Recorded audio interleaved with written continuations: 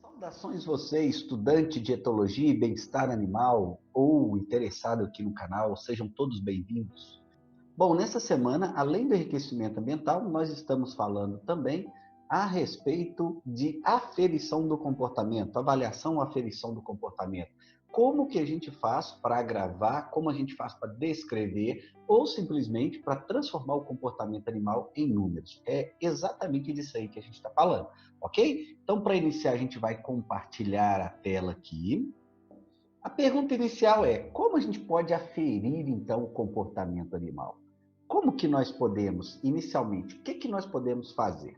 É claro que nós estamos falando aqui de observar esse comportamento e, a partir dessa observação, a gente fazer, então, um estudo. Primeiramente, uma anotação, depois algum tipo de estudo, né? Bom, essa observação pode ser feita diretamente no animal, né? Eu posso observar e anotar o que ele está fazendo. Eu posso observar durante um grande intervalo de tempo, ou posso observar em cada intervalo, por exemplo, de hora em hora, o que ele está fazendo. Ou posso ficar todo o tempo observando, né? O problema é que muitos animais, eles são influenciados pela presença humana, né? E mesmo a gente achando que não, pode ter alguma certa influência. Bom, uma vaca, por exemplo, uma vaca está totalmente acostumada com a presença humana. Mesmo assim, toda observação que a gente for fazer de um animal, preferencialmente, a gente deve fazer sem a sua percepção. Ou seja, sem ele perceber que a gente está olhando. A observação dos animais foi muito feita assim dessa maneira, sem a percepção, de animais em vida livre, como nos vários estudos que fizeram aí nas décadas passadas estudando o comportamento de animais em vida livre, tá? Hoje em dia é mais utilizado a observação direta sem a percepção dos animais, né? E sem a percepção dos animais, então, eu posso estar escondido ou posso gravar os animais através de uma câmera. Se eu estiver falando em gravação noturna, eu tenho que utilizar um recurso especial. Então, a partir desta gravação, ela vai me possibilitar eu verificar após a gravação, né, o comportamento desse animal. E quando eu gravo, eu posso voltar, verificar, tirar dúvida, mostrar para alguma outra pessoa, comparar. Então, esse recurso ele é muito importante. Bom, a partir então dessa observação, eu posso fazer um etograma. E o que seria o etograma? Etograma seria a descrição pormenorizada do comportamento do animal ou dos diferentes tipos de comportamento passíveis de serem realizados, ok? Isso seria o etograma. É fundamental a gente descrever o etograma de uma espécie quando a gente quer estudar o comportamento dessa espécie. É um dos primeiros passos a se fazer, né? E o que a gente pode medir em um etograma? O que a gente pode avaliar? Nós podemos avaliar a frequência de tal comportamento, tá? Quantas vezes que ele é realizado no intervalo de tempo. Isso acontece, por exemplo, é interessante para atividades lúdicas, atividades exploratórias, algumas atividades que ele gasta muito pouco tempo para fazer e faz esporadicamente, tá? Sendo muito difícil a ocorrência. Nesse caso, a gente avalia a frequência, né? Existem comportamentos lúdicos, por exemplo, que são muito desejados dentro de um sistema de alojamento. Só que se você for considerar o tempo total que ele faz, que o animal faz esse tipo de comportamento, o tempo seria muito pequeno. Então, nesse caso, a frequência é interessante. Ou podemos considerar o tempo gasto para determinado tipo de comportamento.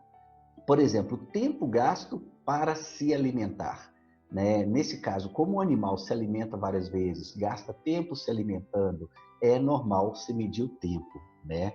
Ou seja, algumas características se pode verificar a frequência, outras características se verifica o tempo, ou você pode verificar as duas ao mesmo tempo, nada impeça que não, né? Bom, então estudando já um etograma, já propondo um etograma, aqui, por exemplo, é um etograma que a gente construiu há um tempo atrás de coelhos, ok? O que os coelhos poderiam fazer dentro de um sistema de alojamento que a gente desenvolveu, que naquele momento a gente chamou de gaiola inteligente. Então, o coelho poderia estar andando, tá brincando com a corrente, tá? Brincando com o balancinho, ok? Brincando com o prato, bebendo água, mordendo a jaula, tubo, cheirando o ambiente, comendo vegetais, realizando secontrofia, cavando, né, a jaula, um comportamento aí estereotipado, isso acontece, comendo alimento, poderia estar deitado, estirado, em posição bipedal, né, comportamento de BIM, que é um salto do coelho, ok, que ele realiza, lambendo ou coçando, sentado e correndo, tá? São esses os possíveis comportamentos. Chama a atenção que nesse momento, quando a gente fez esse etograma, estávamos começando a estudar, ainda começando nessa ideia de etologia e bem-estar animal. E eu percebo, por exemplo, que alguns tipos de comportamento que seria mais interessante somente avaliar a frequência e não o tempo, porque o tempo é muito pequeno. Por exemplo, o comportamento de Blink do coelho, ou seja, o salto de felicidade, ele é muito interessante num sistema de alojamento, porém é algo que você dificilmente vai conseguir pegar. É muito melhor verificar a frequência que isso acontece do que o tempo, que não representa praticamente nada, correto? Então aqui nós expressamos o resultado, nós pegamos, avaliamos o comportamento e ao final expressamos tudo em porcentagem do tempo, ok? Aqui você pode ver que o animal passa andando 1,66% do tempo, ok? E tem as outras frequências aí nos demais tipos de comportamento. Chama atenção que se fosse feito hoje, depois de vários anos, a gente teria feito diferente, mas é válido como estudo do comportamento, ok? Aqui, por exemplo, um etograma do tigre de Bengala. O que o tigre de Bengala pode fazer? Bocejar, dormir no cambiamento, espreguiçar, coçar, beber, vocalizar, ou seja, é claro que nós estamos falando aqui de um conhecimento inicial da espécie que está sendo estudada, né? Quando você vai fazer o etograma, é essencial você conhecer um pouco dessa espécie que você está se propondo. E é claro, primeiro de tudo, é realizar um experimento piloto para testar o teu etograma, para ver se está certo, tá? Então, já que nós estamos falando do etograma, como construir um etograma, vamos falar do passo a passo do etograma. Como que a gente faz esse etograma? Bom, a primeira coisa, observações e anotações preliminares, é a fase piloto, é a familiarização, né? Provavelmente, quem se presta a trabalhar com uma determinada espécie, comportamento de espécie, já tem uma noção daquele tipo de comportamento. Mas mesmo assim, você vai escrever no papel o que o animal pode fazer e testar para ver se é isso mesmo, porque pode variar muito de acordo com o sistema de alojamento do animal, ok? Bom, você vai fazer uma descrição prévia e clara, o que nós chamamos de descritores de cada comportamento, ou seja, um inventariado. Pode-se usar siglas. A pergunta é, vamos supor que a gente está fazendo um etograma de suínos, de leitões, em um alojamento coletivo em baias. O que o leitão pode fazer? Ele pode andar. Então, o comportamento seria andar ou andando. Você pode usar o verbo no infinitivo ou no gerúndio, ok? E o descritor é a descrição exata do que ele está fazendo, tá? Para não de maneira que não gere dúvidas e de maneira que uma outra pessoa também entenda. Então, o que seria andar? Seria deslocar-se com os membros superiores ou posteriores de um canto a outro do local, por exemplo. Bom, então é essencial que eu faça uma descrição. Eu posso também, é claro, mostrar para outra pessoa para ver se o comportamento está bem descrito, ficou muito claro. Eu acredito que a maior parte dos erros de etograma é justamente, tá, essa falha na descrição e duas pessoas interpretarem o mesmo comportamento de maneira diferente. Então, esse diálogo é essencial, ok? Bom, aí depois, então, eu vou ajustar o gravador ou local da observação. E aí tem que ser um ajuste muito bem feito, muito bem regulado, tem que se testar, porque pode acontecer de você ajustar tudo e no final ter algum problema durante a gravação. E você perder os animais daquela idade que você programou. Ok? Então é necessário você testar a gravação, depois de ajustado e ver se está ok. Realizar a observação ou gravação durante o período desejado, né? Esse período pode ser, por exemplo, durante um dia inteiro para você observar o comportamento daquele animal. Ou pode ser 15 minutos a cada hora, ou pode ser 3 minutos a cada hora durante uma semana inteira. A questão de quanto gravar do relação ao comportamento, isso depende do delineamento experimental, do tipo de pesquisa que a equipe está realizando. E é claro que o orientador da pesquisa, o responsável direto pela pesquisa, vai programar isso aí com base nos dados, né, na quantidade de dados que ele quer levantar. A gente percebe que quando a gente grava horas demais, fica muito difícil para as pessoas analisarem, porque fica assim um trabalho muito repetitivo e chega um ponto que a pessoa não quer mais avaliar aquilo ali. Então, é muito ruim quando você tem muita imagem para analisar. Bom, a última fase seria a análise dos dados. Você pode pausar, você pode conferir, você pode mostrar para outras pessoas.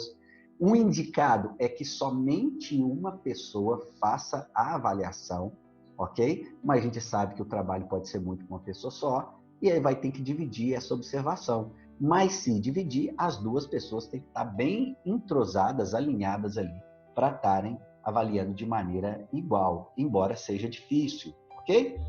Bom, então aqui nós temos como exemplo, novamente, nós temos alguns tipos de comportamento, tá? de insetos aqui, como procurar, pinçar a semente, mandibular, deglutir, e aqui exatamente o descritor. Vejam então que o descritor tem que ser algo muito claro. Vejam bem, o que é o hábito de procurar? Observar, pousado, os arredores, movimentando a cabeça em várias direções. Foi possível entender. E uma outra pessoa que for ler isso aqui vai entender claramente. Vamos pegar aqui o hábito de mandibular. Descritor. Depois de pinçar a semente, movimenta de um lado para o outro com a língua e o bico, antes de deglutir definitivamente. Ou seja, o descritor tem que ser claro. Bom, aqui a gente deixou um exercício para a turma fazer essa semana, que é elaborar um etograma ou de coelhos ou de leões, ok? Um leão solto pela primeira vez num recinto. Bom, aponte os principais tipos de comportamento observado e faça um descritor claro de cada tipo de comportamento, né? E agora, para ficar mais claro o que é o que a gente está falando, vamos fazer um simples etograma, tá? Com um exercício que a gente sempre passa em sala quando a gente está no ensino presencial, ok? A gente passa o seguinte vídeo e faz o seguinte exercício. Então aqui a gente está mostrando para vocês um vídeo o exercício que a gente normalmente faz em sala de aula, que a gente avalia o tempo e a frequência da alimentação em pássaros de vida livre, no caso esses patos de vida livre, né? A gente observa em duplas a frequência com que o comportamento de coleta de alimento vai ocorrer, bem como o tempo gasto por elas. E há uma tendência a se aumentar a frequência de coleta de alimentos quando o grupo é maior, tá? Bem como o tempo de coleta de alimentos, o tempo de alimentação quando o grupo é maior. O contrário também é verificado. Quando o grupo de pássaros é muito pequeno, tá? A frequência de alimentação diminui, bem como o tempo gasto para isso. Então, a gente utiliza esse exercício aqui. Então, aqui, ó, a gente está mostrando um animal comendo, por exemplo. E aí, o tipo de comportamento poderia ser alimentando, ou alimentação, ou alimentar, ok? E o descritor. O animal fica parado ou caminha com o bico abaixado se alimentando, por exemplo, de uma maneira mais simples para entender. É claro que essa descrição pode evoluir e chegar em algo mais claro ainda. Mas, a partir dessa observação, então, a gente contaria o tempo que ele gasta, ok? Quando ele levanta a cabeça, assim, a gente para de contar. Quando ele diminui, quando ele abaixa a cabeça, a gente continua contando. E verifica quantas vezes que ele faz isso de acordo com o tamanho do grupo. Agora, por exemplo, ele parou de comer, agora ele está comendo. Então, aumenta uma frequência na alimentação, bem como estamos com o relógio contando o tempo, ok? Aqui, por exemplo, a gente passa para o tamanho 11, tamanho do bando 11, ok? E o animal está comendo e o tempo está passando, ok? Esse tempo tende a aumentar quando o grupo é maior e esse estudo é justamente para a gente provar isso. Vejam que quando o grupo é menor, o grupo é 3, há uma tendência do animal ficar mais tempo observando. E aí eu poderia criar um outro descritor para esse caso, ó. Observação, né? Ou parado. Animal fica observando o ambiente com as duas patas sem estar se alimentando, sem estar interagindo com outro animal, por exemplo. Bom, antes de continuar, é importante que a gente diga o seguinte, olha só, muitas vezes, quando você está trabalhando com a experimentação, você precisa transformar as suas observações em dados matemáticos, em números, né? Para você fazer uma estatística, né, por métodos paramétricos ou não paramétricos, ou seja, você tem que transformar aquilo ali que você está fazendo em números, em variáveis, né, que te dê números para você analisar. Embora, pela estatística não paramétrica, você pode analisar algumas coisas diferentes de números, né? Bom, de qualquer forma, surgiu há alguns anos o método do QBA, que significa Qualitative Behavior Assessment, que é a avaliação qualitativa do comportamento. O que é esse método QBA? Vejam só, trata-se de um parâmetro subjetivo utilizado para avaliar o estado emocional positivo. Essa metodologia utiliza observações que descrevem a qualidade da linguagem corporal do animal, sendo aplicados termos como ansioso, calmo e agressivo. No entanto, a comunidade científica é dividida sobre a validade dos resultados do QBA, pois encontra dificuldade em aceitar que a linguagem corporal forneça uma transparente janela com a mente animal, não sendo considerada uma metodologia segura para a avaliação do bem-estar mental. Bom, existem trabalhos científicos que usaram o método QBA, que é um método subjetivo, mas é um método aplicável ao comportamento animal, que tem uma alta correlação com aquilo que o animal está sentindo, aquilo que o animal é, na verdade, que ele está demonstrando, né? Embora tenha essas observações aqui que a gente comentou. Na verdade, fica claro que até mesmo pela explicação, que quando a gente vai avaliar o comportamento do animal, qualquer método que você faz pode ser alguma coisa assim, de certa forma subjetiva, porque nós não estamos na pele do animal para entender o que acontece mesmo dentro da mente dele, né? O método o método QBA te dá uma ideia, né? Mas talvez seja falho nisso aí. Aqui, por exemplo, um experimento onde trabalharam com o método QBA, que colocaram alguns scores, por exemplo, animal não reativo, animal pouco reativo, animal reativo e animal muito reativo. Ou seja, classificaram a reatividade do animal, que é algo subjetivo, tá? Em 4 graus. Se a gente está trabalhando com 4 graus diferentes, nós estamos dando números, ok? Fica muito mais fácil para a gente raciocinar, tá? Eu poderia, por exemplo, trabalhar também habilidade materna em animais que preparam ninho. Coelhas, por exemplo. Se a coelha prepara o ninho, eu posso dar diferentes números para o preparo de ninho. Um ninho bem preparado pode ganhar nota 10. Um ninho mal preparado pode ganhar nota 5. Se o animal nem prepara ninho, ele ganha nota 0, ganha nota 1, por exemplo. Eu posso criar uma escala e a partir da escala eu tenho números, tá? Eu crio a minha escala e faço essa descrição aqui para ficar mais fácil para quem vai ler o trabalho ou quem vai executar o trabalho, para ficar mais claro, né? Bom, e aqui então nós temos um trabalho brasileiro que utilizou o método QBA. Eles citam que inicialmente eram 20 termos descritos para avaliação do comportamento bem-estar animal, né?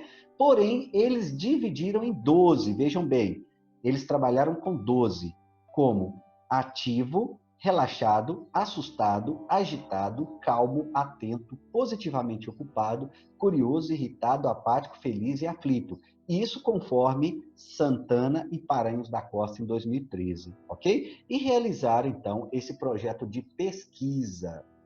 Bom, coletaram também sangue para análise de cortisol. A gente sabe que o cortisol é um dos hormônios que tem estreita relação com o estresse, ok? Então, há uma relação, né, entre o nível de estresse e o nível de cortisona. É uma relação direta. Quanto mais estresse, normalmente mais cortisona terá o sangue do animal, o pelo do animal, as fezes, a saliva, enfim. Corticosteroides a gente pode medir de várias formas, ok? Então, todas essas variáveis que a gente citou, eles conseguiram transformar em números. Por exemplo, atividade motora 1,55, relaxamento 10,57, amedrontado 2,11, agitado 2,2. Ou seja, pessoas atribuíram esses valores aos animais. E é claro que nós estamos falando aqui de pessoal muito treinado, por acaso. Fizeram também avaliação de cortisol, aqui embaixo é a última linha da tabela aí. E fizeram, é claro, que uma análise estatística em cima disso aí. O erro padrão está aqui para se comprovar. Bom, vejam bem que ainda nessa tabela aqui, além dessas características e o hormônio, eles verificaram também a velocidade de fuga. Se a velocidade te dá um número, se é um número, fica muito mais fácil para a gente analisar estatisticamente, para a gente trabalhar, tá? E também o ER, que é o score de reatividade. Olha que interessante. Eles perceberam que a velocidade de fuga vai diminuindo, tá? Com o avançar da idade do animal. É isso aqui, ó. Tá? Da velocidade de fuga. Quando o animal é mais jovem, ele se sente mais medo, né? Ele é mais reativo, ele foge do tronco com a velocidade maior, porém, quando ele vai se adaptando ao ambiente produtivo e às pessoas, por exemplo, a velocidade de fuga tende a diminuir. Então, a velocidade de fuga pode ser um parâmetro interessante para se introduzir na avaliação de sistemas, na avaliação, por exemplo, de animais menos reativos. Na verdade, esses experimentos são muito novos e estão revelando coisas assim que antigamente não se estudava, né? De repente, a velocidade de fuga pode ser um dos parâmetros a se avaliar também em comportamento animal. Bom, aqui nesse gráfico 2 nós temos o score de reatividade. Vejam que com o passar do tempo o animal vai se tornando cada vez menos reativo, ele vai se adaptando, se habituando também àquelas condições que para ele antes eram novidades, né? Ele vai se adaptando ao sistema de alojamento, aos equipamentos, aos tratadores, enfim, a todo o sistema, tá? E aqui, por fim, vejam também que os níveis de cortisol vão diminuindo com a idade, o que mostra um menor nível de estresse, tá? Em idades mais tardias. As conclusões desses autores, eu acho interessante, ó. As conclusões. E as conclusões aqui vão revelar muito daquilo que a gente já falou anteriormente. Com base nos resultados aqui apresentados, é possível concluir que as avaliações qualitativas de comportamento, o QBA, se mostraram eficientes para o entendimento da relação entre os indicadores de temperamento e os níveis de estresse. Os animais confinados apresentaram uma melhora no temperamento durante o período de confinamento, devido a um possível processo de habituação, através do manejo em tronco ou do convívio direto com os humanos envolvidos no manejo diário. A melhoria no temperamento dos animais no presente projeto está diretamente ligada à facilidade de manejo, ou seja, animais que apresentam melhor temperamento, consequentemente, tornam o manejo mais tranquilo, com a redução do tempo para a condução desses animais dos piquetes até os currais e, posteriormente, seu manejo no curral. É possível salientar que a habituação dos bovinos ao manejo durante o período de confinamento, associada ao manejo racional, causa redução de quedas e contusões, promovendo melhor nível de bem-estar a esses animais. Então, resume, com a conclusão dela, resume grande parte do que a gente vem falando aí sobre comportamento e bem-estar nas últimas semanas. Pessoal, então era isso aí que a gente queria passar nessa semana, tá? Rapidamente, esse estudo do comportamento, isso é tarefa difícil, tá ok? Não é tão fácil, poucos grupos de pesquisa trabalham com esse tema, mas eu acho fundamental compreender o comportamento e aplicar tudo isso aí ao bem-estar dos animais, que é o fim maior, ok? Um abraço, tudo de bom.